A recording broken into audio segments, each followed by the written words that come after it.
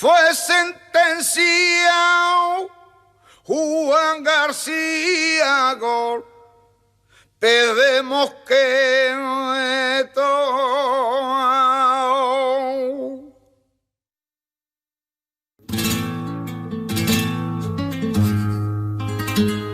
cuando llegará el momento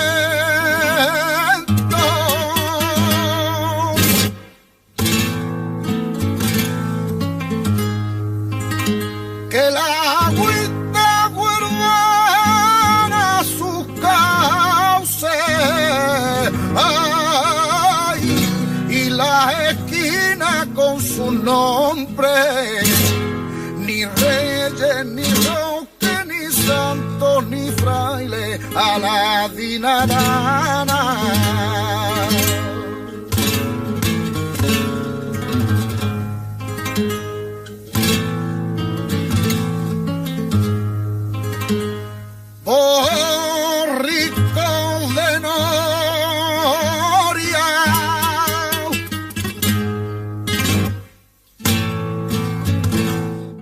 Qué curioso, Patri, ¿no? Que en un pueblo como este, como La Puebla, con poco más de 10.000 habitantes, el Museo de Arte Contemporáneo sea el epicentro cultural del pueblo, y qué paradójico, ¿no?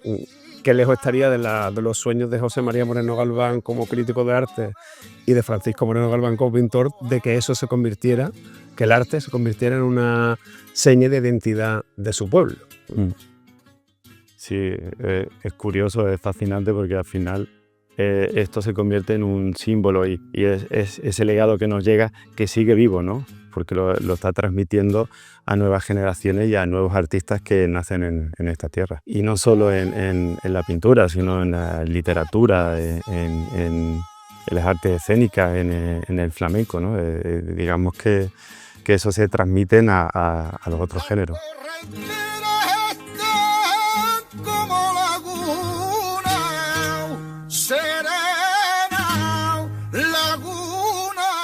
La valentía del momento, o sea, de asumir un compromiso político y de socavar el régimen desde las artes, ¿no? Y cómo fueron insobornables ante ese compromiso. Además, jugándose la vida, ¿no? La libertad. La libertad, ¿no? Claro, porque encontraron en el arte una herramienta para poder hablar o poder decir o poder sentirse un poquito más libre, ¿no? El caso de Francisco, además, de Francisco Moreno Galván, se da la curiosidad, además, que siendo pintor, que no es tanto en su pintura, salvo algunas excepciones, sino más bien en su letra flamenca, sobre todo las letras flamencas de Meneses, donde se ejerce esa contestación política, ¿no? frente al régimen, de una contundencia, ¿no? inaudita en el flamenco hasta entonces, ¿no? Sí, luego sí que hace obras pictóricas donde se ve esa lucha, ¿no? Pero en esas obras pictóricas incorpora esas coplas flamencas, ¿no? Bueno, que van en contra del régimen. El 31 de julio del año 1936 se toma la decisión en Sevilla de ocupar la Puebla de Cazalla y el Coronil. El ayuntamiento de aquí, del Frente Popular de la República, al enterarse de que venían para ocupar la Puebla, pues intentó defenderse un poco. Hicieron 3 puestos de vigilancia, uno en la calle Morón, otro en la carretera de Granada y el otro lo hicieron en la carretera de Marchena con la Puebla. Hicieron una barricada también algo de mayor envergadura en lo que es la esquina del Pollo, pero todo eso sirvió de poco, porque las tropas entraron, venían batallones de infantería, venían batallones de caballería, zapadores, venían también 30 requetés, venían también al frente un falangista de la Puebla que conocía muy bien la situación en el pueblo, Ángel Fuentes, y no hubo resistencia ninguna, porque la gente que estaba en los puestos estos de vigilancia, pues lo que tenían eran una escopeta, pegaban 2 tiros, se quedaban sin munición y prácticamente no podían enfrentarse a un batallón que venían con armas automáticas e incluso con piezas más grande de armamento. Ocupan el ayuntamiento, lógicamente se nombra una comisión gestora de 6 personas. Ángel Fuentes fue el que designó esas 6 personas y prácticamente arrasaron también con todo el personal del ayuntamiento. Traían la orden de registrar las casas al que le encontraran los dirigentes del Frente Popular con armamento, pues en bandos de guerra y se lo cargaban, ¿no?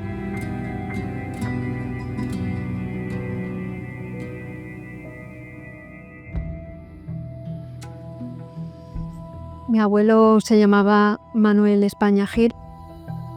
Tenía 28 años cuando desapareció. Era un jornalero de La Antejuela. Se lo llevaron detenido de su casa el 17 de septiembre de 1936 y lo asesinaron aquí en la Puebla de Cazalla, a las puertas del cementerio, y ya no supimos más nada de él. La pérdida de mi abuelo ha sido, como en todas las familias que han sufrido pérdidas de desaparición forzada, ha sido un camino largo, un camino de una herida profunda, de una herida eterna, que solamente se soluciona buscándolo, rastreándolo, volteando la tierra y por fin encontrándolo y llevándolo a casa cuando den el ADN de positivo. Me entero a los 9 años y para mí aquello fue un impacto, algo que se ha quedado para siempre en mí. Y desde aquellos momentos la foto de mi abuelo estaba en una vitrina y yo me puse delante de él y en un pacto secreto de una niña pequeña le prometí que lo buscaría.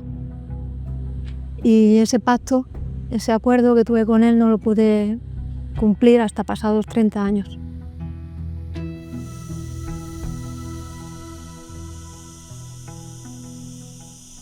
Mi tío era Jesús Contreras Gorrilla. Participaba en el sindicato obrero de los panaderos. Y bueno, en el año 36 estuvo en la cárcel con el padre de Conchi, mi tío José, y alguien le dijo: a los 2 no os puedo salvar. Entonces mi tío José dijo: Jesús, yo me voy contigo, que nos maten a los 2. Y Jesús contestó: no seas tonto, vete para la casa, que si no mamá va a tener 2 penas. Dale este pañuelo y este lápiz, que es lo que tengo, y que nos veremos en la eternidad. A mí eso me lo han contado siempre y todo el mundo ha llorado por él, porque eso fue horrible para la familia. De mi abuela tengo el recuerdo de que estaba siempre llorando por su Jesús y con el pañuelo en la mano siempre. Toda de negro, con el pañuelo negro, con el vestido negro largo, delantal negro también. La figura de mi tío siempre ha estado presente. Mi padre fue el que sobrevivió, que es José Contreras Gorrilla, y toda su vida, cada día lo mentaba. Yo le decía, pero es posible que después de tantos años te acuerdes de tu hermano. Yo no me olvido de mi hermano ni un día, siempre recordándolo.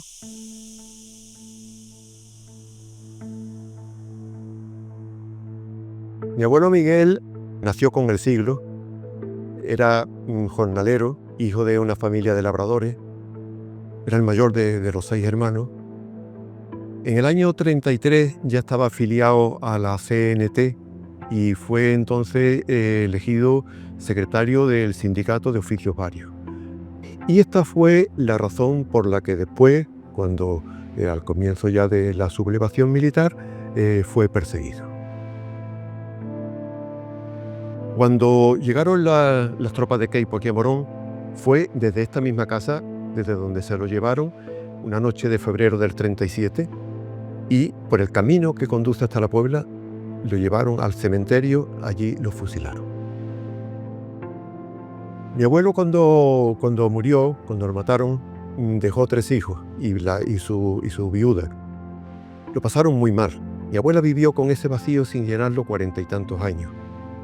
Y a pesar de que sabía que lo habían matado, porque efectivamente hubo testigos que lo contaron, mantuvo la esperanza de volverlo a ver. Y lo digo porque cuando murió el dictador y volvieron los exiliados, ella confesó más de una vez que cada día se asomaba a la ventana por ver si entre aquellos exiliados que volvieron a España estaba su marido.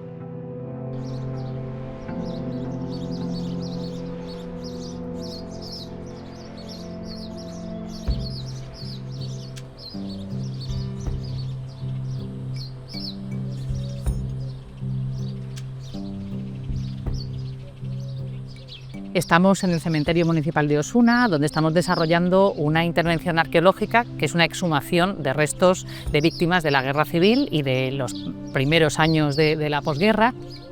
Estamos en Osuna porque es un caso muy interesante, porque aquí se concentraron personas de muchos pueblos del entorno, con lo cual intervenir en Osuna no solamente está respondiendo a las inquietudes de la población de Osuna, sino también a otros muchos pueblos, Los Corrales, El Saucejo, la Puebla de Cazalla, y entonces esto también, desde el punto de vista de la labor social que estamos haciendo, pues da respuesta a muchas más inquietudes y a muchas más personas y a muchas más localidades.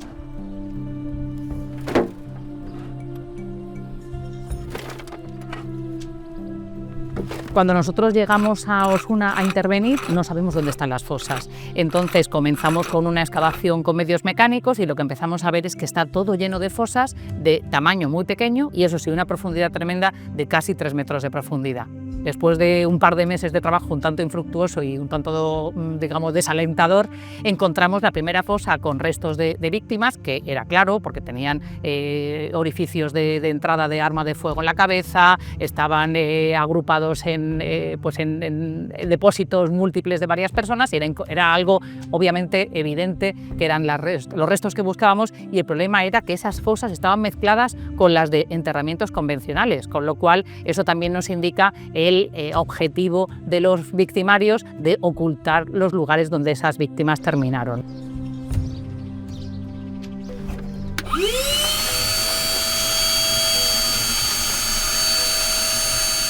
Se estima por los registros que en Osuna fueron enterrados aproximadamente 230 individuos, y de ellos a día de hoy ya hemos exhumado 75 en las 3 fosas que hemos terminado, y ahora mismo pues más o menos tenemos 11 en la 4ª fosa, y es una fosa en la que contamos con la que puede haber incluso hasta 40 víctimas en su totalidad.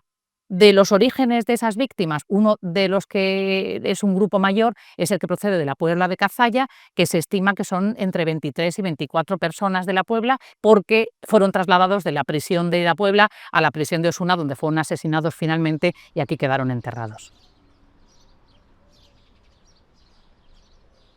Excavamos los restos de los individuos en campo primero, porque hay muchos datos que tienen que recogerse de cómo los individuos están en la propia fosa, y una vez que son exhumadas los llevamos al laboratorio y allí se hace todo un trabajo de identificación de datos biométricos, edad, sexo, algunos rasgos que tienen que ver con las profesiones que desempeñaron, y claro, algo muy muy importante es identificar las evidencias de violencia. O sea, nosotros nos debemos a la sociedad poder confirmar que efectivamente esas personas fueron asesinadas de manera violenta, que lamentablemente es algo tremendamente evidente a través de restos de proyectiles, a través de huellas en los cráneos, y todos esos estudios, que son de tipo antropológico, de tipo arqueológico, de tipo forense, al final están encaminados sobre todo a el objetivo básico de estas intervenciones, que es identificar a las víctimas y devolvérselas a sus familiares. Para eso es muy importante esa parte final, que es la identificación genética, que todas las muestras de las víctimas por un lado y de los familiares que podemos identificar por otro son enviadas, en este caso en Andalucía, al Laboratorio de Identificación Genética de la Facultad de Medicina de la Universidad de Granada, donde ellos tienen todo el banco de datos centralizado de toda Andalucía y hacen los cotejos y tratan de identificar pues, los cruces de información. De hecho, aunque efectivamente ha pasado mucho tiempo, la genética nos está dando pues, buenas noticias, estamos consiguiendo identificar con total fiabilidad víctimas, y eso está permitiendo cerrar el círculo a las familias porque les podemos devolver los restos. En unos casos ellos deciden pues, unirlos a sus familiares ya fallecidos en panteones o en espacios familiares, y en otros casos pues, pasan a formar parte de espacios de homenaje pues, donde familiares, asociaciones o ayuntamientos deciden.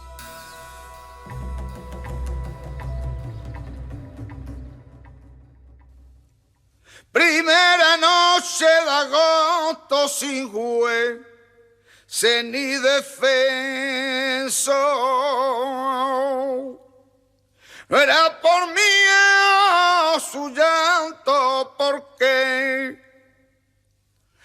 llorando salió. Lloraba porque dejaba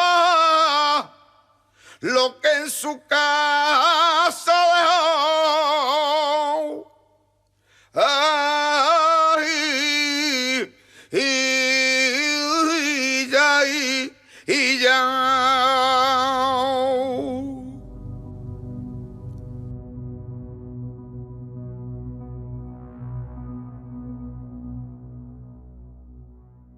cuando Francisco Moreno Galván y José Meneses se ponen a hacer un nuevo repertorio para el flamenco, sobre todo con las letras de Francisco, ven una nueva necesidad de contar nuevas cosas, ¿no? Claro, es que esto que insiste tanto Francisco, ¿no? De que el cante va directo al sentimiento, ¿no? De que el cante tiene que nacer con rabia, ¿no?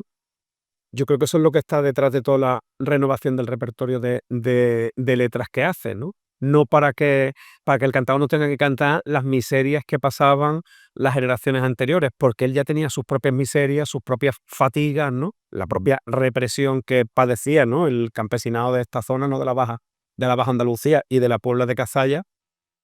Él busca con esas nuevas letras que ese pueblo silenciado tenga voz, alcance la voz que le es negada por el régimen, ¿no?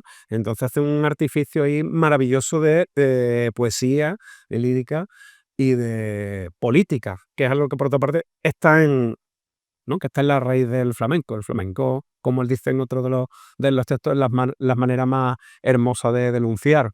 ¡Ay, lo sacaron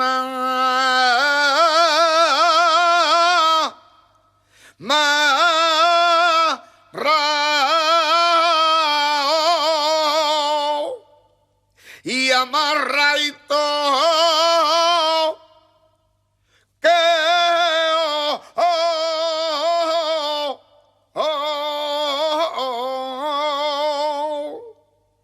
a dos pasos de camino y en el camino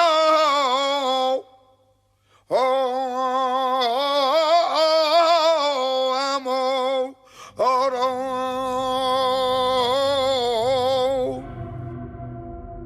Ya habían dado las 12 cuando lo sacaron, ya no eran las blancas paeres, donde lo mataron, ¿no?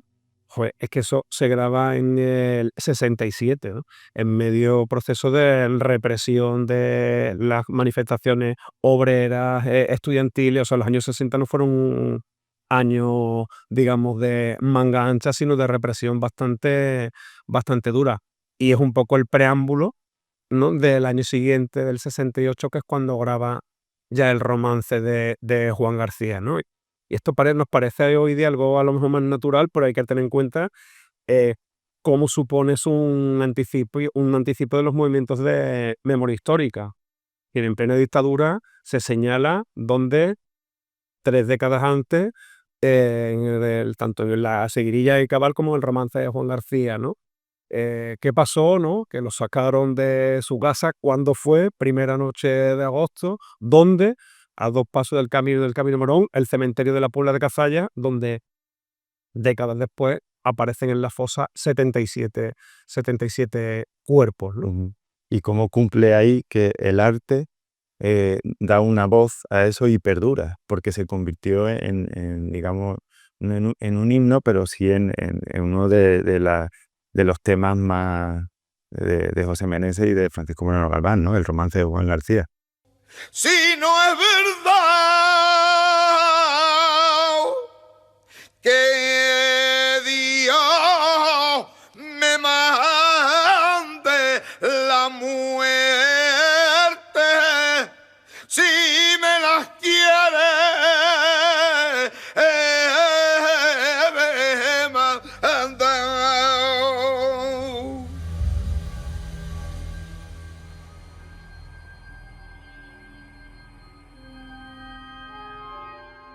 La población civil fue la que sufrió pues todo este terror que desarrollaron las fuerzas ocupantes, ¿no? A los de aquí se los llevaban fuera y para ocultar todo rastro de esa persona, y los de fuera los traían aquí a la Puebla. Esto es prácticamente lo que pasó a esta población civil, que fue represaliada lógicamente y se intentó que se ocultara al máximo tiempo. Se estiman que unas 129 personas en esta localidad fueron represaliadas. Lógicamente no tenemos registros porque esos documentos fue otra de las tácticas que hicieron de destruirlos. Una vez que estaba la represión en marcha, tuvieron que seguir viviendo viudas con muchos huérfanos y tuvieron que seguir conviviendo con los asesinos de sus familiares y guardar silencio, no poder hablar, no tener esa capacidad de sacar de dentro esos sentimientos que tenían por la muerte de sus familiares. Y eso fue así no solamente en esos años, sino que tuvo una continuidad en el tiempo hasta después de acabada la guerra, ¿no? Y ese miedo pues ha seguido y es lo que ha hecho que muchas personas no hayan querido explicar esos motivos y que aquellos momentos tan terribles que vivieron por culpa de los asesinos que mataron a su familia.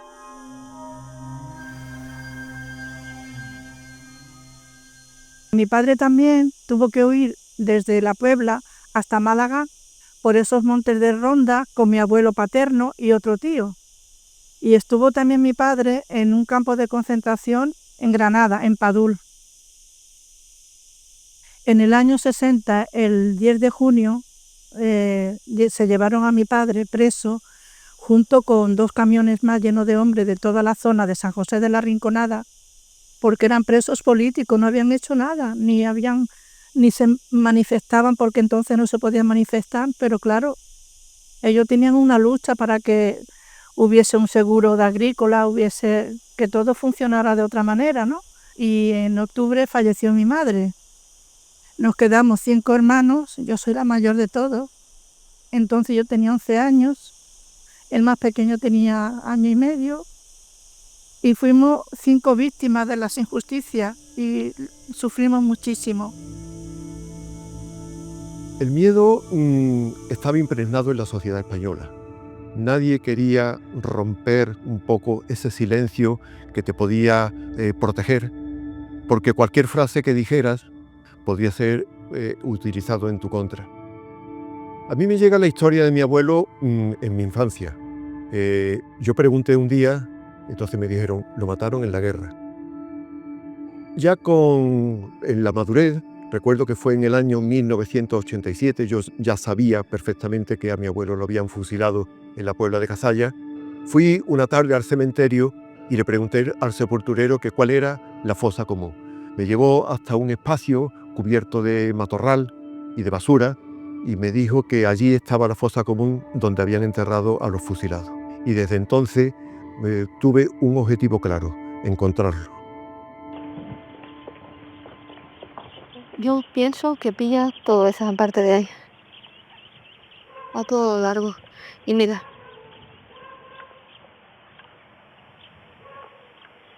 esto es la vieja tapia, supongo que aquí estaría la zanja abierta, entonces pues lo mataban aquí. Mi abuelo dice que el camión paró allí y pues supongo ya que los cabrones los pondrían para matarlo y salió corriendo por encima de los nichos y le pegó un tiro, supongo que por detrás. Hace unos 20 años aproximadamente pudimos localizar la fosa de la Puebla de Cazalla. Y fue gracias al nieto del enterrador, Antonio Cano, que nos indicó el lugar exacto donde enterraban a las víctimas. Prácticamente veis aquí que a partir del último árbol hacia aquella zona donde hemos construido un mausoleo, una vez que todas las 77 víctimas han sido recuperadas, pues era el espacio que ocupaba esta fosa. Una fosa que llamaban El Carnero por su profundidad, como todos sabemos, ha sido la más profunda de 5 metros y ahí estaban echando los cadáveres asesinados de los represaliados, confundiéndolo también con restos de osarios, también quemándolo, echando cal, lo típico de la represión de aquella época.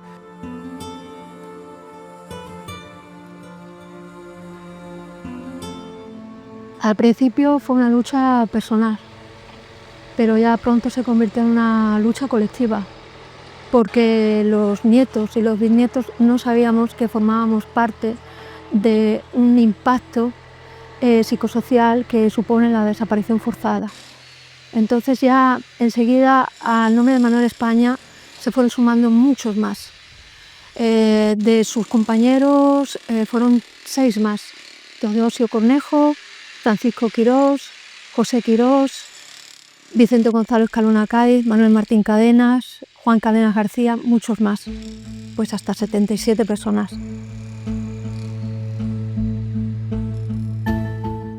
Nosotros nos hemos puesto a trabajar y llevábamos pues 20 años de trabajo entre las intervenciones y el proceso de identificación. Ha sido la fosa más profunda de toda Andalucía y de toda España, a 5 metros bajo tierra. Y ha sido una fosa, una historia que ha sido catalizador del movimiento de memoria histórica. Para mí ha sido como llevar a mi abuelo entre las manos todo el tiempo que estuve trabajando para encontrarlo. Para mí ha sido siempre el afán de revivirlo, porque para mí no ha estado nunca muerto.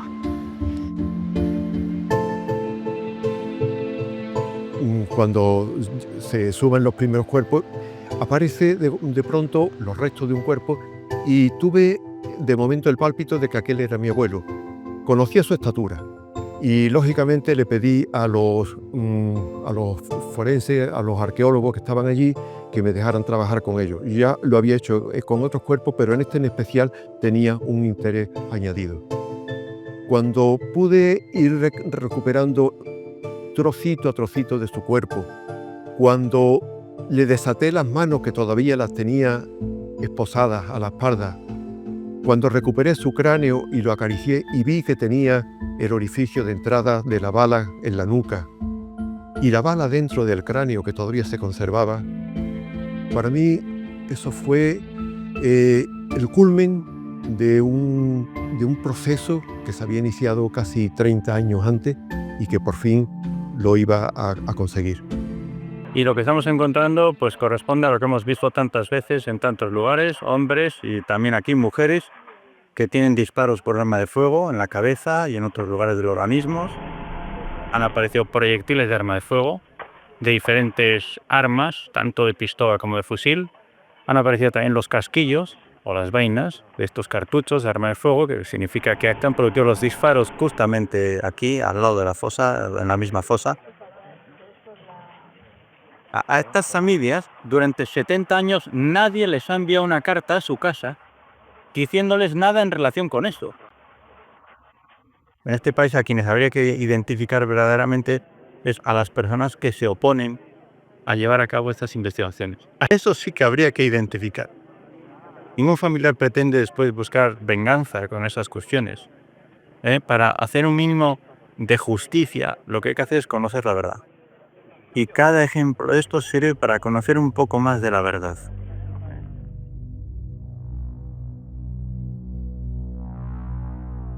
Siempre ha sido necesario hacer un ejercicio de memoria para la sociedad, pero estamos en un punto que aún sigue siendo más necesario, ¿no? No perder y dejar para nuestras generaciones ese ejercicio, ¿no?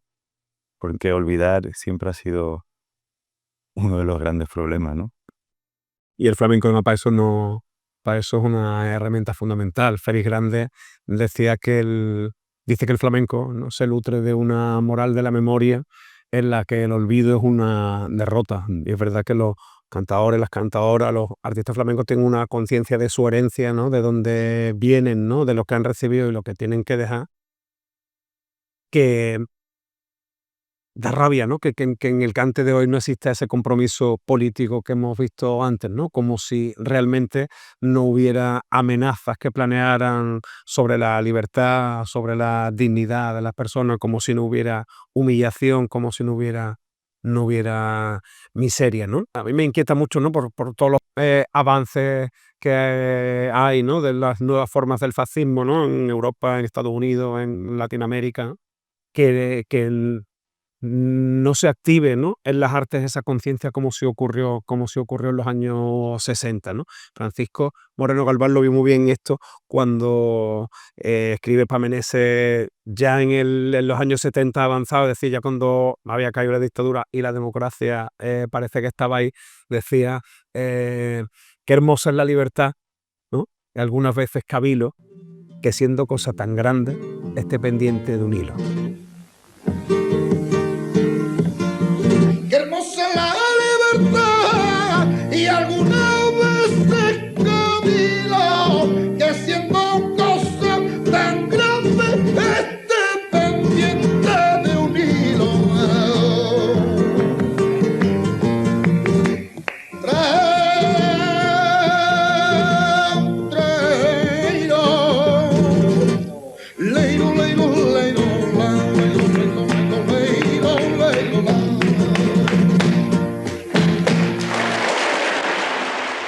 Hemos recuperado 77 cuerpos, se mandaron a la Universidad de Granada los ADN, se hizo el estudio, se han podido identificar 2 cuerpos que lo hemos entregado a sus familiares y le han dado sepultura, uno de ellos en Morón de la Frontera y otro aquí en nuestra localidad. El resto de los 75 están en un mausoleo que hemos construido para que los familiares puedan venir a visitarlo, a honrarlo y a respetar esa memoria tan importante de tenerlo cerca y poder visitarlos. Cuando en 2019 se recibió la carta del Instituto de Identificación Genética de la Universidad de Granada, confirmando que él era nuestro familiar, digamos que lo vivimos con una emoción muy, muy fuerte en la familia, cuando los restos ya llegaron a nuestras manos. Nos la entregó el alcalde de la Puebla de Cazalla, a quien agradecemos mucho, lógicamente, todo su esfuerzo, y por fin sus hijos y sus nietos podíamos abrazar sus restos y depositarlos de forma digna en una sepultura. Como ya salió el cuerpo de mi tío, le hicieron el ADN a mi hermano, lo enterramos con él. Y cuando aquel día fue un día muy emocionante porque todos lloramos, porque digo, si supiera él que su hermano va a descansar con él, el único que salió en la Puebla, uno de la Puebla y otro de Morón. Y nos ha quedado un descanso, porque después de tanto buscar, pues mira, ha sido un regalo que no nos lo esperábamos. Estamos descansando, ya mi padre está descansando. Ha servido la lucha que ha habido, ¿no? Y aparte yo en ese día, cuando estábamos en la ceremonia y todo esto, con el alcalde, con todas las personas allí, pues yo pensaba mucho en mi abuela María. Solo hacía que mirar los árboles y pensar en ella. Contenta de poder encontrarlo y de poder estar donde está, con su hermano y su cuñada. Es absolutamente absurdo que se diga que se están reabriendo heridas. No se reabren heridas, se cierran, se cicatrizan.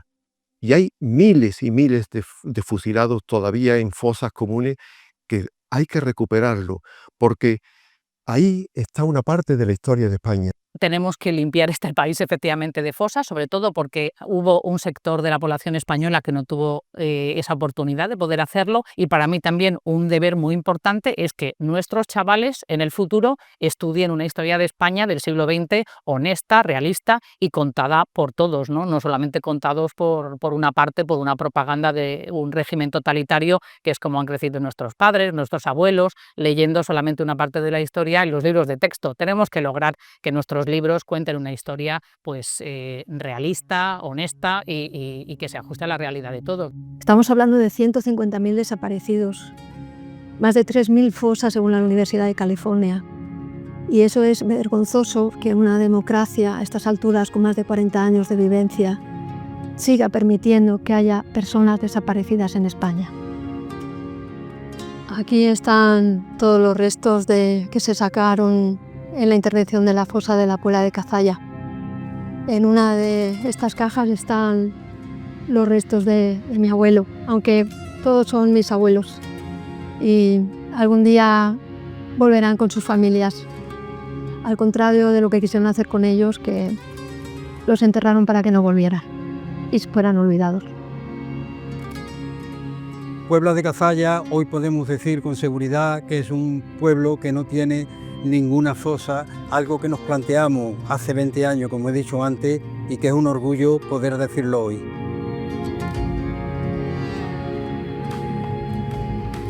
El arte es un compromiso, siempre ha sido un compromiso. Y la vida en esa postura también debería ser un compromiso o construir algo. Eso es lo que me queda siempre de esperanza y de no perder nunca la memoria o de no olvidar, ¿no? Ahí es donde están cosas hermosas. Yo creo que la gente de la Puebla de Cazalla nos tenemos que sentir muy orgullosa, no solo porque Francisco Moreno Galván y Meneses, ¿no?, iniciaran en plena dictadura ese camino de memoria histórica y de denuncia, sino también porque la fosa, todo el recorrido de la fosa y de la exhumación fueron trabajos pioneros, ¿no? Y que este pueblo, antes que la mayoría de los pueblos de España, esté limpio de muertos, ¿no?, ocultos bajo la tierra y la cal en sus cunetas o en nuestro caso en el cementerio.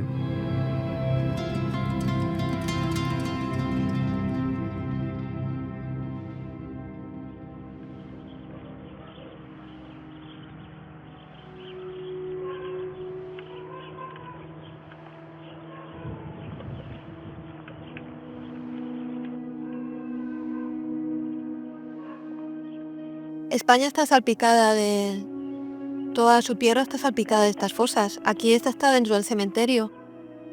La democracia se ha construido bajo estos pilares. Entonces estamos viviendo en una mentira, me parece a mí, ¿no? Porque antes está nuestra vergüenza y sacar a estas personas de aquí, que están enterrados como si fueran escombros, ¿no?